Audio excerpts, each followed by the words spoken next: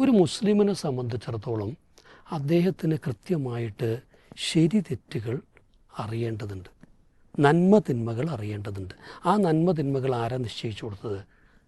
അള്ളാഹുവാണ് കൊടുത്തിട്ടുള്ളത്. പ്രവാചകനിലൂടെ ഖുർആനിലൂടെ പഠിപ്പിക്കപ്പെട്ട നന്മ തിന്മകൾ മനസ്സിലാക്കി ജീവിക്കേണ്ട ഒരാളാണ്. മാത്രമല്ല എത്രത്തോളം അതിലൊരു സംശയം തോന്നിക്കഴിഞ്ഞാൽ പറഞ്ഞിട്ടുള്ള എന്താണ്?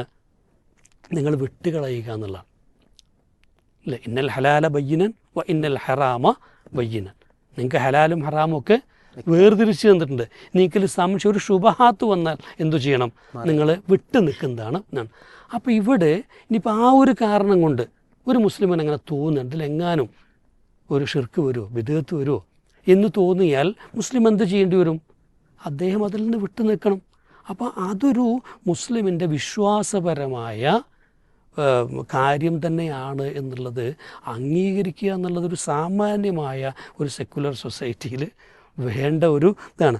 ഇവിടെയാണ് എനിക്ക് തോന്നിയെന്ന് വെച്ചാൽ മതത്തെ മുറുകെ പിടിക്കുന്നവരെ സംബന്ധിച്ചോളം ഇത് ഇത്തരത്തിലുള്ള ഒരാഘോഷത്തോട് ചിലപ്പോൾ നമ്മൾക്കൊരു വ്യക്തമായൊരു സ്റ്റാൻഡ് എടുക്കേണ്ടി വരുന്നത്.